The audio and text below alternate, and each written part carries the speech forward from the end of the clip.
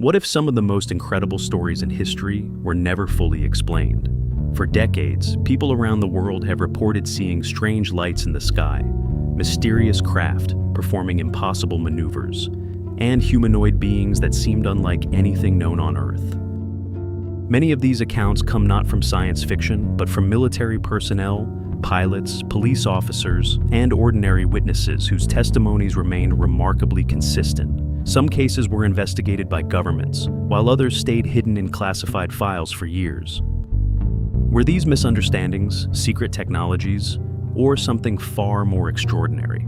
Tonight, we will travel across Russia, Spain, Brazil, Zimbabwe, Japan, Scotland, and Peru to examine some of the most fascinating and controversial UFO encounters ever reported. Watch until the end, because some of these cases continue to raise questions that remain unanswered even today. Maybe we're not the only ones watching the sky. Perhaps we've already been visited without realizing it. For many, sightings of UFOs and alien-like beings suggest this possibility. Although there are various theories, one of the most widely supported is that these are spacecraft and intelligent entities from other worlds. In this documentary, we will unveil fascinating UFO cases featuring numerous incidents involving humanoid beings. Many of these accounts come from declassified files released after being kept secret for decades. The Capistan incident. In the summer of 1948, something extraordinary took place at a Russian military base. Capistan Yar, the Soviet equivalent of Area 51, served as a testing site for missiles and advanced technology under strict surveillance. One afternoon, radar systems detected something unusual in the sky, a UFO moving at high speed. Radar operators alerted the officers, who quickly dispatched a fighter jet to intercept the target. Following orders, the pilot approached the object and was stunned by what he saw. It was a massive metallic disc-shaped craft. It moved with remarkable agility, making turns that seemed physically impossible.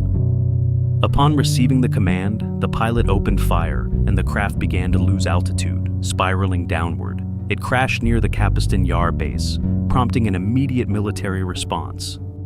The wreckage, partially destroyed, displayed technology unlike anything known at the time. According to reports leaked years later, inside the craft were small beings with large heads and dark eyes. Soviet authorities quickly secured the area, transferring the remains of the craft to an underground facility within the base. It has been claimed that both the wreckage and its occupants were examined at Capistan Yar, with efforts made to replicate the technology.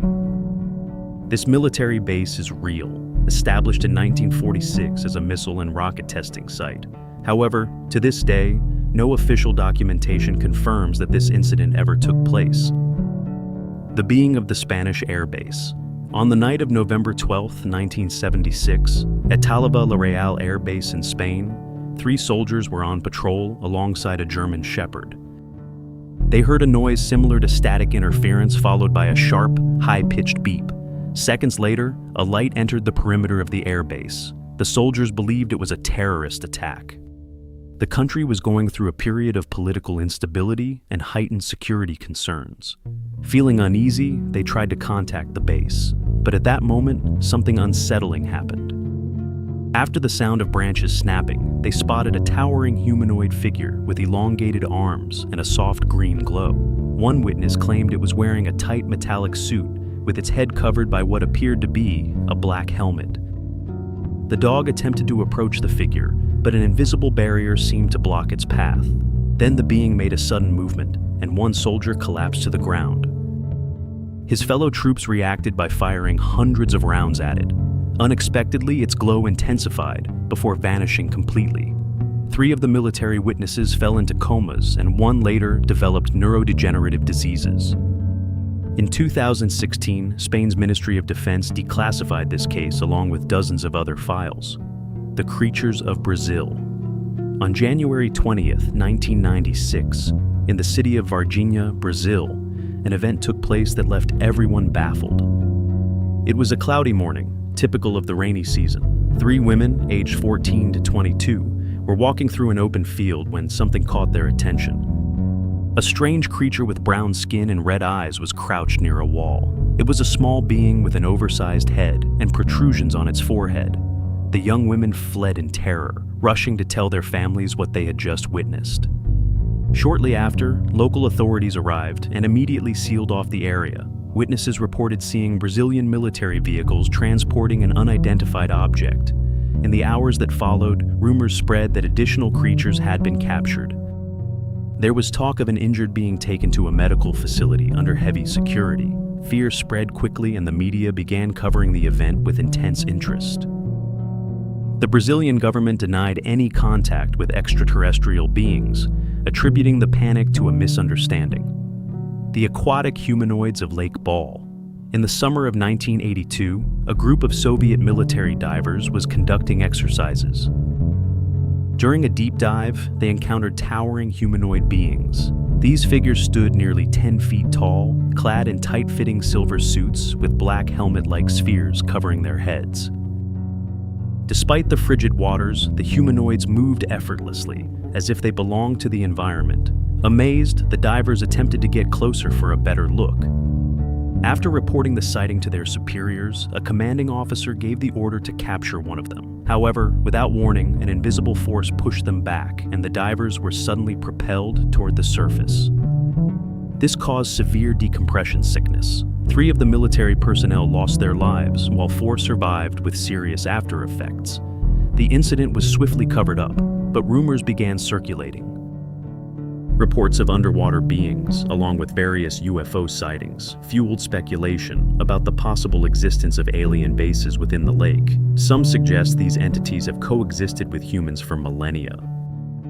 According to local residents, glowing silver discs are sometimes seen plunging into the water or emerging with a thunderous roar. The Zimbabwe encounter. On September 16, 1994, in the quiet rural countryside of Zimbabwe, something extraordinary was about to unfold. At Ariel School, located in Ruwa, southeast of Harare, the usual calm of a school day filled the air. Children played in the yard, laughing and enjoying their break. Without warning, a metallic-looking craft emerged from the clouds. A spherical craft was hovering motionless in the sky, leading observers to believe it was some form of espionage technology. The commanding officer ordered a Sukhoi Su-22 fighter jet to take off and intercept it. The pilot, Oscar Santa Maria, spotted the object in the sky. It resembled a glowing balloon, but something felt off. It was a round silver craft with a transparent dome on top, lacking windows or any visible propulsion system. As he approached, the pilot fired a burst of 64 rounds, yet the craft showed no signs of damage. According to his account, he believed some bullets had hit the target, but they seemed to be absorbed by the sphere. The UFO moved with incredible agility, shifting direction and altitude rapidly, outmaneuvering the fighter jet. For 22 minutes, he attempted to chase the object, but it suddenly accelerated upward and vanished. The Washington, D.C. UFOs. For 2 consecutive weekends, Washington, D.C. witnessed a series of UFO sightings that sparked controversy and fear. On the night of July 19, 1952, the skies were clear. Radar screens at Washington National Airport and Andrews Air Force Base began detecting multiple unidentified objects. They appeared and vanished erratically, moving at astonishing speeds with no discernible pattern. Air traffic controllers, baffled, attempted to make contact, but received no response. The phenomenon persisted into the early hours, with several commercial pilots reporting lights performing extraordinary maneuvers. On July 26th, the lights returned, this time in even greater numbers. At that point, the Air Force decided to intervene, scrambling 2 F-94 Starfire jets to intercept the objects. As the pilots approached, they saw flashes of light, yet each time they tried to close in, the UFOs darted away at incredible speeds. To reassure the public, the Air Force held a press conference on July 29th. General John Samford, Director of Intelligence, claimed that the radar-detected objects were pranks, misidentified aircraft, or electrical phenomena, the Roswell incident. In July 1947, something extraordinary happened in New Mexico. A rancher named M. Brazel stumbled upon strange debris on his property in Corona. The wreckage included metallic sheets, rubber strips, and small fragments unlike anything he had seen before. On July 8, 1947, a military press release announced that a flying saucer had been recovered. However, the very next day, the story changed. The wreckage was now said to be from a weather balloon. Following the official explanation, the Roswell case faded from memory, only to resurface in 1978. Researcher Stanton Friedman interviewed Major Marcel, who claimed the debris was alien and the government covered it up. He described a metallic sheet that crumpled easily, but returned to its original shape when released. Years later, his son, Jesse Marcel Jr., stated that his father had shown him extraterrestrial wreckage with strange symbols. By the 1980s, new witnesses emerged, claiming that alien bodies had also been recovered. In 1989, Glenn Dennis said the military had called him, asking about small airtight coffins. By 1997, a second report dismissed claims of alien bodies, explaining that the figures people saw were actually test dummies used in parachute experiments. The Lonnie Zamora case, on April 24, 1964. Police officer Lonnie Zamora was patrolling late in the afternoon. Suddenly, a deafening roar and a bright flash in the sky caught his attention. Believing it to be an explosion, he drove toward the source. Upon arrival, he was stunned. A metallic, egg-shaped craft was resting on the ground with two humanoid figures nearby. The beings were small, dressed in gleaming suits. Dumbfounded, Zamora watched as they hurried into the craft and disappeared inside. Moments later, a thunderous blast erupted as the craft began to ascend. A blue flame shot from its underside before it vanished. The Pascagoula abduction. On October 11, 1973, an event unfolded that left a lasting mark. Charles Hickson and Calvin Parker, two shipyard workers, decided to go fishing along the Pascagoula River. Out of nowhere, a brilliant blue light appeared in the sky, speeding toward them. Frozen in disbelief, they watched as an oval-shaped craft descended and hovered just above the water. Before they could react, a hatch opened and three entities drifted toward them. The beings stood around 5 feet tall, with grayish skin and elongated limbs ending in claw-like hands.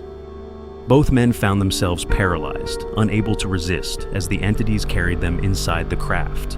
Once inside, they were separated and subjected to what seemed like medical examinations. Hickson described being scanned by a floating eye-like device that emitted a sweeping light. Parker, however, recalled fewer details, stating he was in shock and barely conscious throughout the ordeal. After what felt like an eternity, they were released before the craft swiftly vanished. Both men later underwent a polygraph test, which suggested they were telling the truth. The Kelly Hopkinsville encounter. On August 21, 1955, a family experienced a night that defied logic. The Sutton family was enjoying a peaceful evening when a sudden flash caught their attention. Billy Ray Taylor stepped outside and claimed to have seen a flying saucer land behind the house. Skeptical, the others followed, witnessing small figures beginning to emerge from the darkness. The creatures stood about 3 feet tall with pointed ears, glowing eyes, and elongated arms. Terrified, the men grabbed rifles and fired, but the bullets seemed to bounce off their bodies. For hours, the family remained trapped, listening to footsteps and scratching sounds on the roof and walls. This concludes part 1 of our video. In part 2, we will continue and explore the next cases. If you found this video interesting, subscribe to the channel, like the video, and share it, because much more content like this is coming very soon. Thank you for watching, and we'll continue with part 2. In Wolves, I'm Pascagoula. Thank you to everyone who stayed with us until the very end of this video. Whether these encounters were misunderstandings or secret technologies, they continue to raise questions that fascinate millions. If you enjoyed this documentary, please support the channel by leaving a like, sharing this video, and subscribing for more investigations into history's most mysterious events. Thank you once again for watching.